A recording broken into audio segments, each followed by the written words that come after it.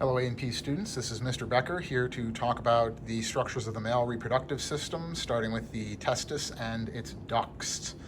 All right, so on our male quarter torso here, we have our testis being shown right here. Sitting on top, this slug-looking structure is the epididymis. And coming off of that, we're going to have the spermatic cord. We'll discuss that in just one second.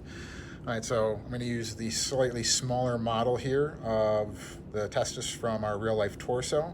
We can make out the testis here, and then the epididymis sitting on top, and then the elements of the spermatic cord up above. And the reason to do that is to go to the inside. The outer layer surrounding the testis is known as the tunica albuginea, and it folds into the testis, forming a series of walls known as septa.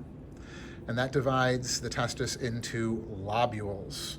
And then sitting inside of those lobules are a couple to about 4 or so seminiferous tubules.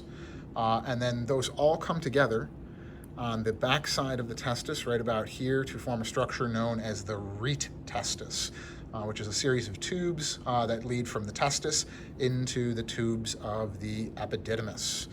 All right, so if we take a look at the epididymis, the tubes of the epididymis start around the rete testis, right about here, forming the head, then the body, and then finally the tail of the epididymis.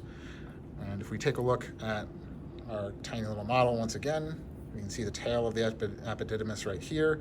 At the end of the tail of the epididymis, we turn and form the vas deferens or the ductus deferens. So you can see the ductus is tortuous through here, and then as it leaves the scrotum, it becomes straight. So you can see it straight up through here. Paralleling the ductus deferens up through here, we have the spermatic cord structures.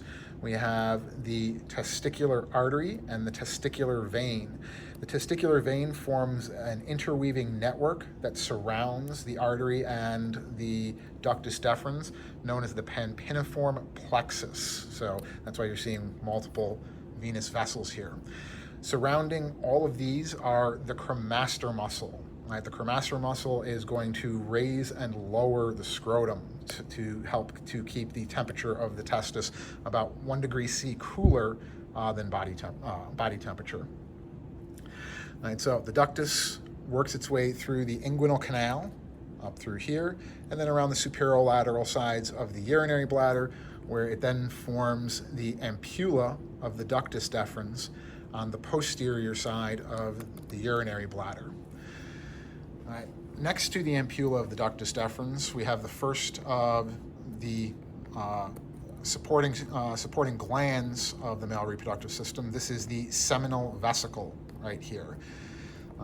The ampulla of the ductus deferens and the seminal vesicle are going to form the ejaculatory duct, and we'll see those in 1 second. Before we do, directly underneath the urinary bladder, right here, this donut-shaped looking structure you're seeing here is the prostate gland. All right, so note that prostate gland. If I pull this apart, we can see there's the seminal vesicle, the ampulla, and the prostate. And if we turn it around, the ampulla, the duct of the ampulla right here, and the duct of the seminal vesicle come together to form the ejaculatory duct, which passes through the prostate right here and joins to the singular urethra, passing out of the urinary bladder, located right there. All right, so from here, we're going to have another video talking about the structures of the male penis.